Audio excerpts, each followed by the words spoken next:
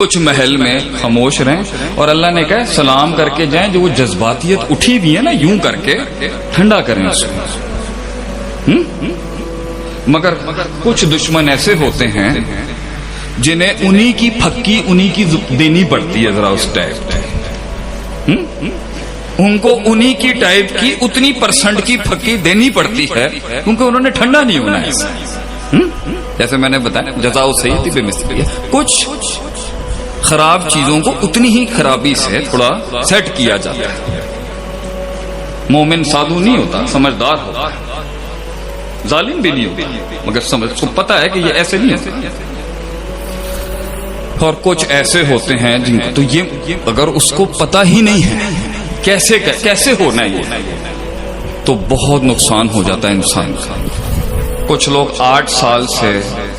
تکرارن ایک چیز کر رہے ہیں، اگرچہ وہاں تھوڑی سی اسٹریٹجی بدلنے کی ضرورت تھی، تھوڑا سا طریقہ بدل لیتا نکل جاتا۔ اگر میرا گھر میری زندگی، مجھے تو دنیا نے اٹھا کے پھینک دیا جب میں آیا اس طرف، مجھے تو ان مدرسوں نے پالا۔ شیخ عاطف کی بنیاد یہی مادر علمی سے ہوئی ہے۔ میرے پیر بیٹھے ہیں سامنے، مولانا عتیق اللہ صاحب بیٹھے ہیں، میرے استاد بیٹھے ہیں، لکھوی صاحب کراچی میں ہیں۔ ہمیں تو دنیا نے اٹھا کے پھینک دیا، انہوں نے ہی سنبھالا۔ تو اپنے قبیلے کے اوپر اتنا حق تو میں رکھتا ہوں کہ میں تجویز دے سکوں، لیکن یہ بھی تمیز اور ادب کا دائرہ تھا کہ ہمیں پتا ہے کہ کتنے سال خاموش رہیں گے، ہمیں پتا ہے بزرگوں سے بات کیسے کرنی ہے، کیسے اپنی بات ماں تک پہنچانی ہے۔ 2010 میں ہی میں سمجھ گیا تھا کہ اگر ہم نے ایک پیرلل ایجوکیشن سسٹم نہیں بنایا نا درس نظامی کا،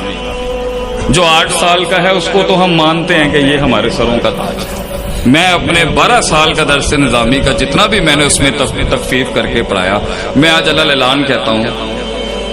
ہر قسم کا کورس آپ آگے پیچھے شارٹ کر لیں، بڑا کر لیں،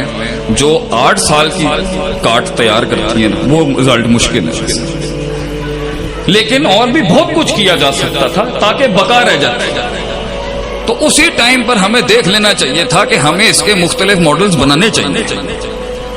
تاکہ سسٹم کے اندر اس کی نیڈ رہے اور لوگ آتے رہیں اور انہیں کبھی بھی وہ یتیم نہ ہو جائے۔ اور ہم نے ایسے بھی مدرسے دیکھے ہیں کہ اللہ حفاظت کرے جی، اللہ المستعان۔ تو علم بتا رہا ہوتا ہے آگے کیا ہے اور پیچھے کیا ہے اور دائیں کیا ہے اور بائیں کیا ہے۔ علم سے اس کو وسوسوں کی پہچان ہو رہی ہوتی ہے۔ ثم لآتینہم من بین ایدیہم ومن خلفہم وعن ایمانہم وعن شمائلہم، یہ علم بتا رہا ہوتا ہے کہ یہ ایسی نہیں ہے، اینٹیں پکی کرتا ہے۔ تو بہت سی تحریکیں اس لیے نہیں کامیاب ہو پائی، بہت سے جمال اس کمال تک اس لیے نہیں پہنچ پا رہے، بہت سی جوانیاں وہ وہاں تک جو چاہ رہی ہیں جو نہیں پہنچ پا۔ اس کا مسئلہ یہ ہے بیٹا کہ وہ اصول نہیں آتے، آپ اصول وہ صرف اساتذہ سے، مطالعے سے، مشاہدات سے، تجربات سے۔ اور تیسری چیز، اکثر لوگوں کو علم تو آ جاتا ہے اور تزکیہ بھی بڑا مضبوط ہوتا ہے، مگر حکمت کی کمی ہے کہ کہاں دلیل کا استعمال کرنا ہے، کاموں کو کس طرح سر انجام دینا ہے، کتنا رکنا ہے، کتنی خاموشیاں ہیں، کس طرح سے معاملے کرنے۔ اور اگر یہ سب کچھ ہو جائے تو آخری 2 نصیحتوں کے بعد میں آج آپ سے رخصت جاؤں، وہ ہے یہ تو آپ سے ہم نے بات کی نا تھوڑی میتھمیٹکس اور ریاضت۔ آئیے قرآن کی وہ 2 کلیات ہیں جس کے اوپر اصل انسان کی بقا اور فتح کڑی ہے۔ ایک ہے یقین اور دوسرا ہے صبر۔ وجعلنا منہم ائمہ، ہم امامت دے دیتے ہیں، یہدون بامرنا، اور ایسی امامت ہوتی ہے بات وہ کر رہا ہوگا مراد کسی اور کی ہوگی، اتنا انٹیگریٹڈ ہوگا اللہ کی شریعت کے اندر۔ 2 کام کر لے، لما صبروا وکانوا بآیاتنا یوقنون۔ صبر پہلی اور آخری چیز انسان کو اگر کھڑا کرتی ہے، طوفانوں میں اتارتی ہے، ان بلاؤں کو منہ دیتے ہیں، جنگیں لڑتا ہے انسان اپنے آپ سے اللہ کے۔ صبر نفس کے خلاف، اپنے نفس کی گلاٹیوں کے خلاف، نفس کی بدماشیوں کے خلاف، نفس کے کبر کے خلاف، نفس کی حسد کے خلاف، نفس کے مزاج اور طبیعتوں کے خلاف، نفس کی تعصب کے خلاف، نفس کے افراط و تفرید کے خلاف، نفس کی ان ساری اندر کی باطنی امراض القلوب کے خلاف، دشمنیوں کے خلاف، عداوتوں کے خلاف، ان خنجروں کے خلاف جو سینے میں بھی تھے اور چھاتیوں پہ بھی اور کمروں پہ مارے لوگ، وہ زندگی کیا جو زخمی نہ ہوئی ہو، ان الفاظوں کے خلاف جو بے رحم لوگوں نے کہتے ہوئے لحاظ بھی نہیں کیا۔ صبر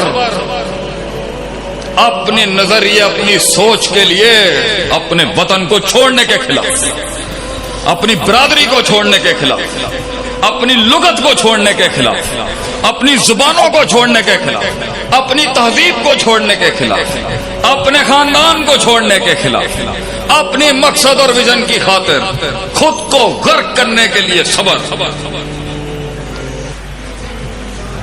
کنویں میں یوسف علیہ السلام کا صبر، وہ صبر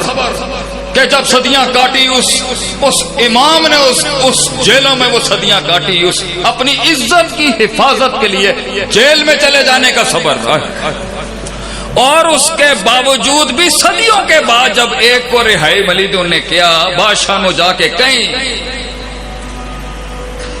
کہ میرا بھی یہ مسئلہ ہے، میں نے یہ کام نہیں کیا، وہ بھول گیا، لوگ بھی تجھے بھول جائیں گے، صبر، دنیا بھلا دے گی تیری محنتوں کو، صبر، اولادوں کی ان اپنے شاگردوں، اولادوں، اپنے ماتحت لوگوں کے اس بدتمیزیوں کے خلاف صبر، استاد کا وہ جو قد اور کاٹ ہے اس کو نہ سمجھ، اس استاد کا درد، روز ہمارے مشائخ کا صبر کہ روز ان کمزور ٹانگوں پہ وہ کتاب لے کے آ کے پھر کتاب کھولتا ہے اور صداقت، عدالت، امانت کا پھر سبق پڑھاتا ہے، صبر، حب سننا،